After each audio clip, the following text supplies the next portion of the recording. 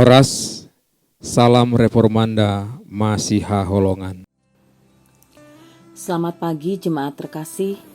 Renungan bagi kita di pagi hari ini, Senin 28 Juni 2021, terambil dari nats firman Tuhan yang tertulis pada 1 Tesalonika 5 ayat 22. Jauhkanlah dirimu dari segala jenis kejahatan.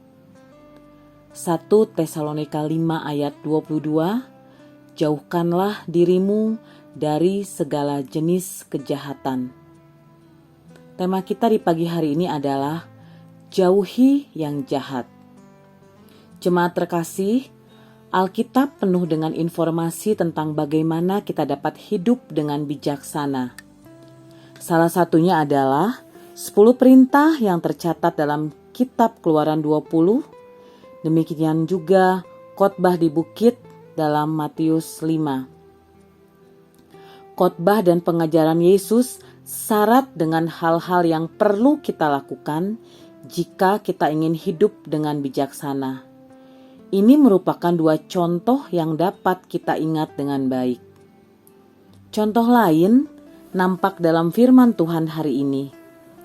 Di akhir suratnya kepada jemaat di Tesalonika, Rasul Paulus memberi nasihat kepada mereka. Jika kita perhatikan, ayat 22 berhubungan dengan ayat 21 yang berkata, ujilah segala sesuatu dan peganglah yang baik. Dari kedua ayat ini, kita lihat ada 3 nasihat yang akan memampukan kita untuk hidup dengan bijaksana jika kita mau mengindahkannya. Pertama, Paulus menasihati mereka dan kita untuk membuktikan segala sesuatu. Terjemahan lain dari ini adalah menguji segala sesuatu.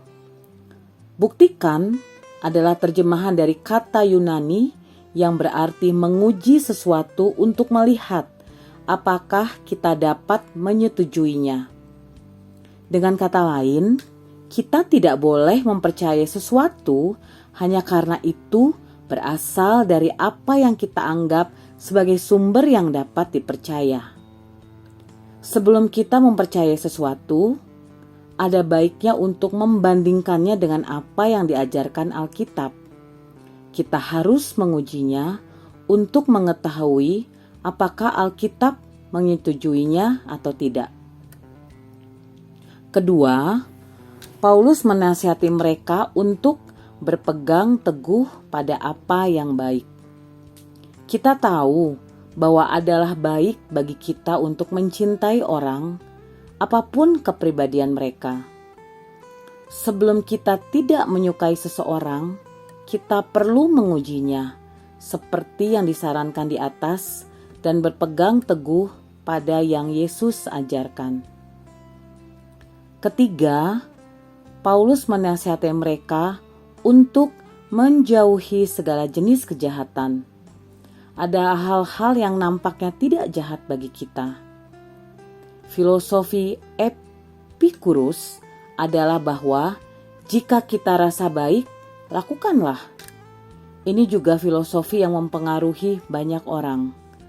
Ada banyak hal yang terasa baik yang sesungguhnya tidak benar. Kita semua mungkin dapat mengingat saat-saat dalam hidup kita ketika kita pergi dengan perasaan dan hidup untuk menyesalinya. Inilah sebabnya mengapa penting untuk membuktikan segala sesuatu dan berpegang teguh pada apa yang baik. Jika kita melakukan 2 hal itu, kita akan lebih berhati-hati untuk menjauhkan diri dari segala bentuk kejahatan.